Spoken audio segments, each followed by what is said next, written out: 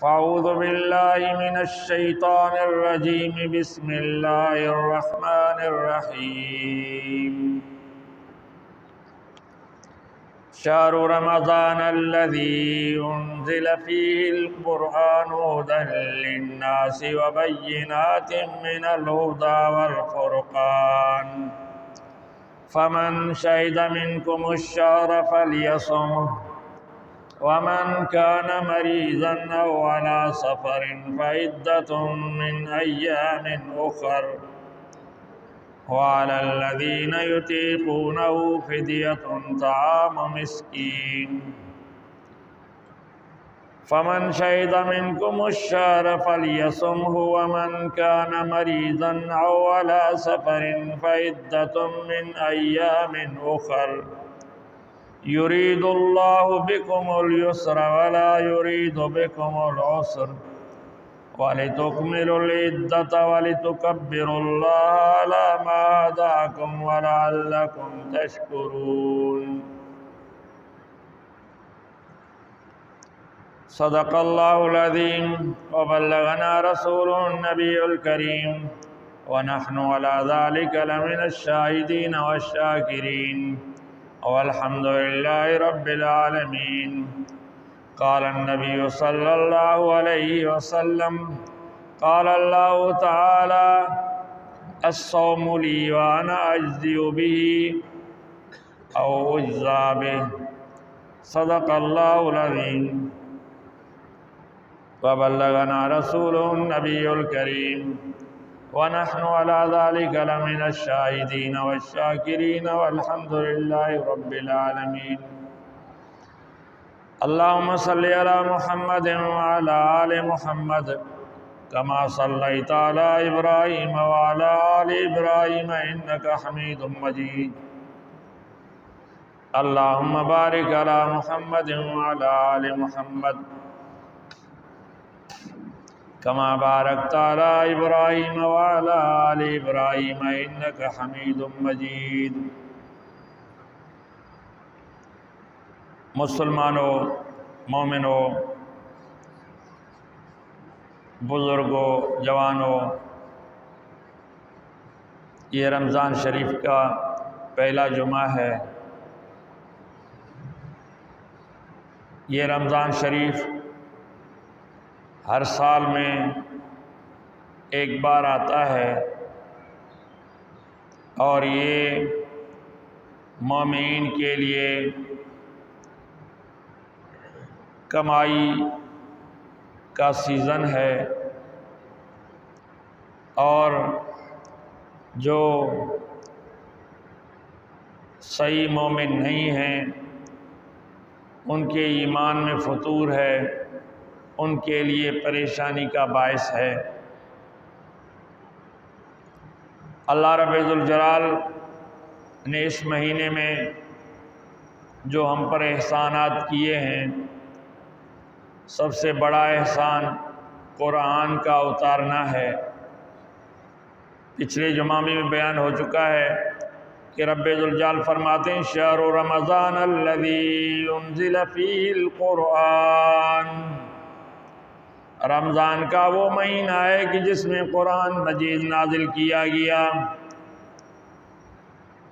ھدی للناس وبینات من الھدی، فیہ ھدی للناس وبینات من الھدی، یہ قرآن مجید میں لوگوں کے لیے ہدایت ہے اور اس میں ہدایت کی دلیلیں ہیں۔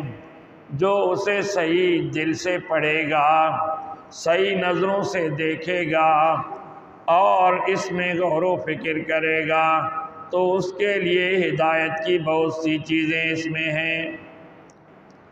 والفرقان، یہ قرآن مجید حق و باطل کے درمیان فرق کرنے والا ہے۔ یہ حق ہے، یہ باطل ہے، یہ جائز ہے، یہ ناجائز ہے، یہ حلال ہے، یہ حرام ہے۔ تو یہ قرآن مجید ہدایت کی دلائل اس میں ہیں اور حق و باطل کے درمیان فرقان ہے۔ قرآن کا صفتی نام فرقان بھی ہے۔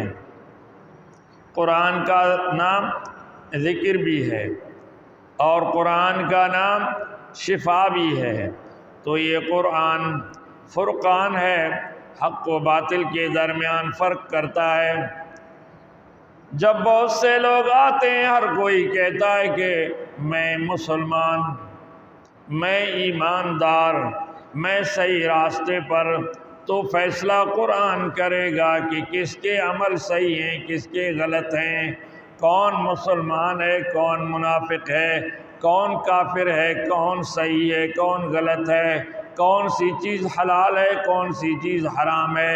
یہ قرآن مجید حق و باطل کے درمیان فرق کرنے والا ہے۔ قرآن کے بارے میں پچھلے جمعہ میں کچھ بیان ہو چکا ہے، اور رب ذوالجلال آگے فرماتے ہیں فَمَنْ شَهِدَ مِنْكُمُ الشَّهْرَ فَلْيَصُمْهُ، جس نے تم میں سے یہ مہینہ پایا اسے چاہیے کہ اس کے روزے رکھے۔ یہ رمضان کے روزے فرض ہیں، 5 فرضوں میں سے یہ رمضان بھی فرض ہیں۔ وہ 5 فرائض ہیں، یہی ہیں کلمہ توحید کا اقرار، دل سے یقین کر لینا، پھر نماز ہے، روزہ ہے، حج ہے، زکوٰۃ ہے۔ یہ 5 فرض ہیں اور یہ اسلام کی بنیاد ہیں۔ نبی اکرم صلی اللہ علیہ وسلم نے فرمایا کہ بنی الاسلام علی 5، اسلام کی بنیاد 5 چیزوں پر ہے۔ یہی 5 چیزیں کلمہ توحید کا اقرار اور یقین، اقرار باللسان و تصدیق بالقلب، زبان سے اقرار کرنا اور دل سے یقین کرنا، نماز پڑھنا، روزہ رکھنا، حج بیت اللہ کرنا، زکوٰۃ ادا کرنا، یہ 5 فرض ہیں ہر مسلمان پر۔ تو اللہ فرماتے ہیں فَمَنْ شَهِدَ مِنْكُمُ الشَّهْرَ فَلْيَصُمْهُ، تم میں سے جس نے بھی اس مہینے کو پایا اسے چاہیے کہ روزے رکھے۔ ہر مسلمان پر، عاقل و بالغ پر رمضان شریف کے روزے فرض ہیں،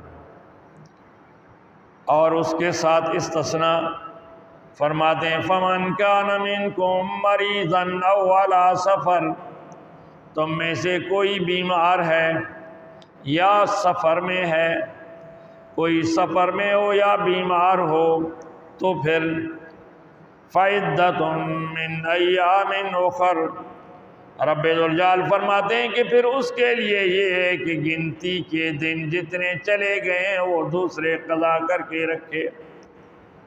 اس میں دنوں کی گنتی کریں، جتنے روزے چلے گئے ہیں وہ بعد میں قضا کر کے رکھے۔ خواتین کو بھی جو ماہانہ سسٹم ہوتا ہے وہ بھی ایک قسم کا مرض ہے، اس میں بھی وہ روزے قضا کریں اور رمضان کے بعد میں رکھیں۔ اسی طرح بچہ پیدائش کے بعد بھی ایک قسم کا مرض ہے، اس میں جتنے روزے چلے جائیں وہ بعد میں روزے رکھیں۔ مریض کون سا؟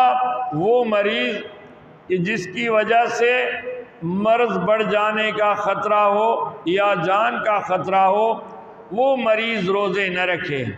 باقی عام حالات میں جو مریض ہیں، مثلا شوگر کا مریض ہے، دل کا مریض ہے، بی پی کا مریض ہے، یا کسی اور چیز کا مریض ہے لیکن روزے رکھ سکتا ہے تو وہ روزے رکھے۔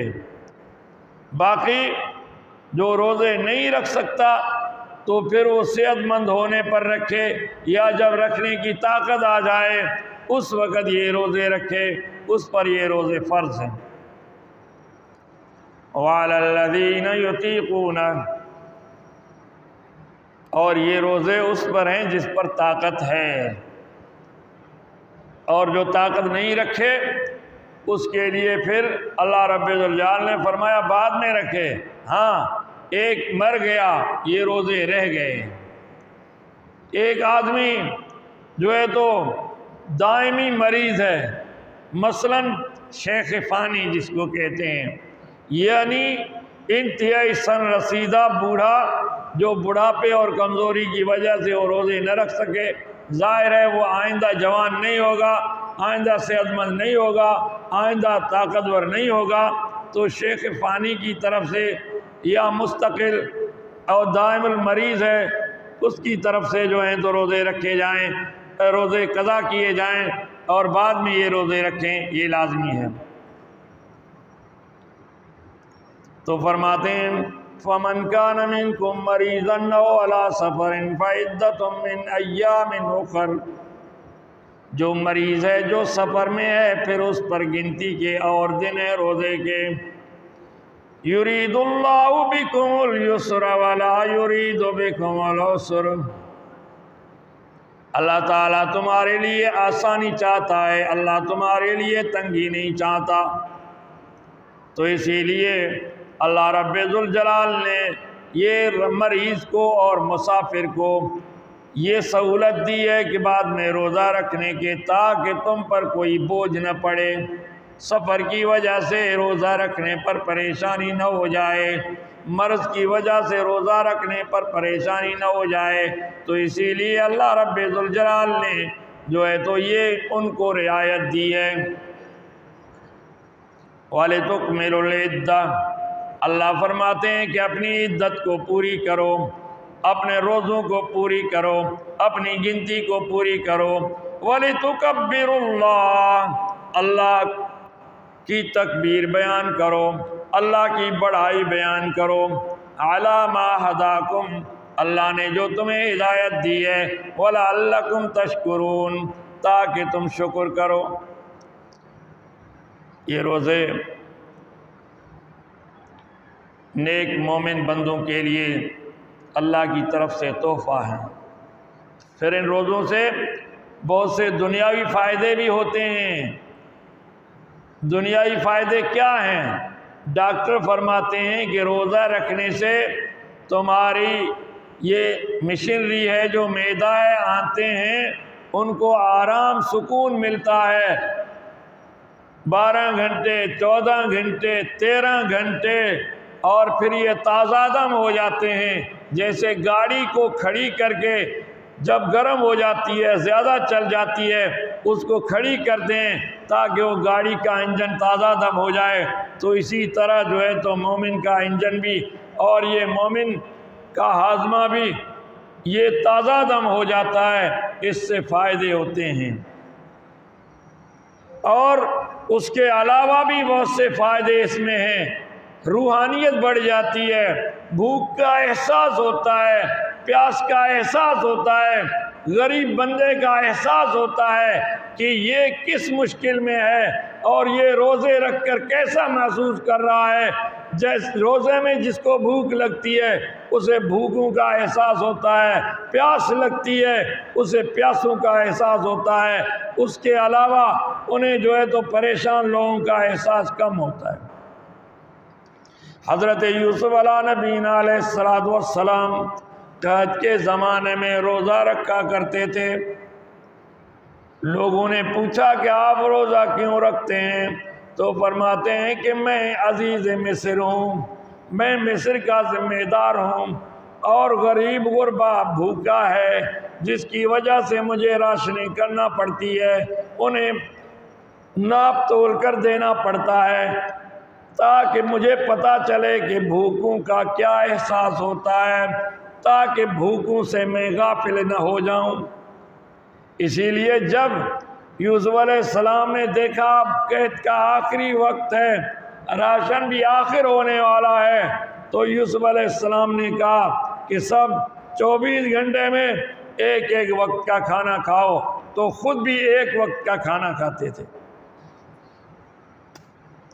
تو مسلمانوں، یہ جو ہیں قوم کے بڑے ہیں، اللہ کے نبی ہیں جو عوام کا خیال کرتے تھے، تو اسی لیے جو مالدار لوگ ہیں جن کو اللہ نے نوازا ہے انہیں بھی عوام کا خیال کرنا چاہیے، ان کے بھوک پیاس کا خیال کرنا چاہیے، ان کی مدد کرنی چاہیے۔ اللہ رب ذوالجلال نے اس مہینے میں صدقہ فطر کو بھی غریب غربا کی مدد کے لیے رکھا ہے تاکہ ان کی مدد ہو جائے، زکوٰۃ کو بھی غریب غربے کی مدد کے لیے رکھا ہے تاکہ غریب غربے کی مدد ہو جائے۔ اللہ تعالیٰ ضرورت سے زیادہ وسائل پیدا کرتے ہیں۔ ہماری دنیا میں زیادہ تر 2 طبقے ہیں، یہ 2 طبقے اگر صحیح ہوں تو کسی کو کوئی پریشانی نہ ہو جائے، کوئی بھیک مانگنے نہ آ جائے، کوئی ضرورت مند مجبور نہ ہو جائے، کسی کو سوال نہ کرنا پڑے۔ وہ کیسے؟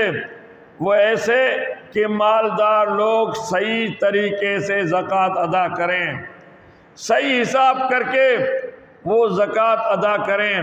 جو غریب غربا ہے، مفلس ہے، وہ قناعت اختیار کریں۔ قناعت مانا برداشت اور کم خرچہ، صبر، یہ اختیار کریں۔ اللہ نے جتنا دیا اسی کے مطابق گزارا کر لیں۔ جو غریب غربا ہیں وہ اگر قناعت اختیار کر لیں گے، اللہ کا شکر ادا کریں گے، وہ صبر کریں گے، مالدار لوگ صحیح طریقے سے زکوٰۃ ادا کریں، صحیح طریقے سے خیرات دیں، صحیح طریقے سے فطرہ دیں، تو پھر دنیا میں کسی کو مانگنا نہ پڑے۔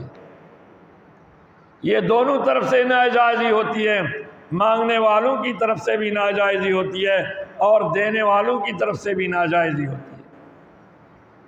دینے والے پورا حساب زکوٰۃ نکالتے نہیں ہیں، مانگنے والے ان کا جی بھرتا نہیں، وہ لالچ میں آ جاتے ہیں۔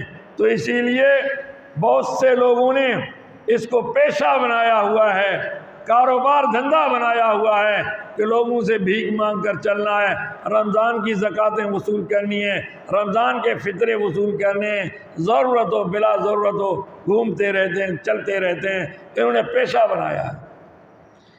یہ پیشہ ور مانگنے والے جن کا دھندا ہے، یہ تمہارے صدقات کے حقدار نہیں ہیں، یہ تمہاری زکوٰۃ کے حقدار نہیں ہیں، یہ تمہارے خیرات کے حقدار نہیں ہیں۔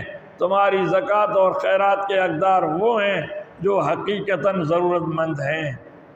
ان کا پتہ کیسے چلے؟ آپ کو اگر پتہ ہے تو آپ خود ان کو دے دیں، اگر آپ کو پتہ نہیں ہے تو ان لوگوں سے پوچھ لیں جن کا لوگوں سے واسطہ ہے، لوگوں کے پاس آنا جانا ہے، لوگ ان کے پاس آتے جاتے ہیں، لوگوں کے حالات سے ان کو واقفیت ہے، ان سے پوچھ لے، ان کے مشوروں سے غریب غربا اور ضرورت مندوں کی مدد کرو، یہ ضروری ہے۔ تو یہ رمضان شریف کے بارے میں اللہ کے نبی نے فرمایا کہ قال اللہ تعالی الصوم لی وانا اجزی بہ، کہ روزہ میرے لیے ہے اور اس کا بدلہ بھی میں خود دوں گا۔ کیسے؟ وہ ایسے کہ باقی جو نیکیاں ہوتی ہیں ان کا ثواب فرشتوں کو حکم ہے، وہ لکھتے رہتے ہیں۔ جو روزے دار روزہ رکھتا ہے، اللہ تعالیٰ کے بارگاہ میں روزے کو پورا کرتا ہے، تکمیل کو پہنچاتا ہے روزے کو۔ جب روزہ صحیح ہوتا ہے، اللہ فرماتا ہے فرشتوں، اس کا ثواب میں خود لکھ لوں گا، اس کا ثواب میں خود دے دوں گا۔ تو روزے دار کے روزے کا ثواب رب ذوالجلال خود دیتے ہیں، اللہ تعالیٰ خود اس کا ثواب دیتے ہیں۔ کتنا دیتے ہیں وہ آپ نبی کی حدیثوں میں پڑھیں، قرآن مجید میں پڑھیں۔ نبی اکرم صلی اللہ علیہ وسلم نے فرمایا کہ جس نے روزہ رکھا اور اس کو پائے تکمیل تک پہنچایا تو پھر ان کے لیے میں نے جنت کا ایک حصہ مختص کر رکھا ہے۔ نبی صلی اللہ علیہ وسلم فرماتے ہیں ان فی الجنت بابا یقال لہ الریان، جنت کا ایک دروازہ ہے، اس دروازے کا نام ریان ہے۔ جب قیامت کا دن ہوگا، حشر کا وقت ہوگا، حساب و کتاب ہوگا، تو رب ذوالجلال کی طرف سے آواز آئے گی این الصائمون، روزے دار کہاں ہیں؟ روزے دار کہاں ہیں؟ تو روزے دار اٹھیں گے۔ جب روزے دار اٹھیں گے تو اللہ رب ذوالجلال فرمائے گا کہ اے روزے دارو، اس ریان دروازے سے داخل ہو جاؤ۔ ریان کا معنی ہے سیراب ہونا، سیراب، پانی سے جی بھر جانا، سیراب ہو جانا۔ تو یہ ریان والے سیراب ہو جائیں گے پانی سے، اور ایسی جگہ ہوگی کہ رب ذوالجلال نے فرمایا کہ جب وہاں داخل ہو جائیں گے تو ان کو جو ہے تو ایک شربت پلایا جائے گا، وہ جب اس کو پئیں گے لا یظماؤ، حتی یدخل الجنہ، یہاں تک پیاسے نہیں ہوں گے، پانی پئیں گے جب شربت کا یہ گلاس، جنت میں داخل ہونے تک انہیں پیاس نہیں لگے گی۔ تو یہ ہے روزوں کا جو ہے تو بدلہ، روزے دار جنت میں چلے جائیں گے۔ اور نبی صلی اللہ علیہ وسلم نے فرمایا کہ روزے دار کا روزہ جس نے افطار کروایا اس کو بھی روزے دار جتنا ثواب ملے گا۔ صحابہ نے کہا یا رسول اللہ، ہم میں سے تو سب کو طاقت نہیں ہے کہ سب روزے دار کی افطار کرائیں۔ تو نبی نے فرمایا یہ جی بھر کر کھلانے اور پلانے سے یہ ثواب وابستہ نہیں ہے، بلکہ جس نے کسی کو ایک کھجور کھلایا افطاری کے وقت، لسی کا گھونٹ دیا، پانی کا گھونٹ دیا، اللہ تعالیٰ یہ ثواب اس کو بھی دے دے گا۔ تو اسی لیے جتنا روزہ رکھنے کا ثواب ہے اتنا افطاری کرانے کا ثواب ہے، اتنا غریب غربے کی مدد کرنے کا ثواب ہے۔ مسلمانوں یہ کمائی کا مہینہ ہے، تو اسی لیے جب فرمایا روزے دار جنت میں داخل ہو جائیں گے تو پھر جو ہے تو اللہ رب ذوالجلال سے راضی ہوں گے تو یہ ریان میں داخل ہو جائیں گے۔ جنت ہر کوئی چاہتا ہے، ہر کوئی جنت چاہتا ہے، ہر مسلمان جس نے بھی کلمہ پڑھا ہے وہ جنت چاہتا ہے۔ تو اگر جنت تم چاہتے ہو تو اللہ کے فرائض ادا کرو، جو زکوٰۃ جن پر جس پر لازم ہے وہ زکوٰۃ دیں۔ اگر زکوٰۃ نہیں دی قیامت کے دن پوچھا جائے گا۔ روزے جن پر لازم ہے وہ روزے رکھیں، نہیں رکھے قیامت میں پوچھا جائے گا۔ حج جن پر فرض ہے وہ حج کریں، نہیں کیا تو ان سے پوچھا جائے گا۔ اور نماز سب پر فرض ہے، سب نمازوں کی پابندی کریں، نمازوں میں کمی کوتاہی ہو گئی تو قیامت کے دن پوچھا جائے گا۔ اللہ تعالی ہمیں عمل کرنے کی توفیق عطا فرمائے۔ وآخر دعوانا الحمدللہ رب العالمین۔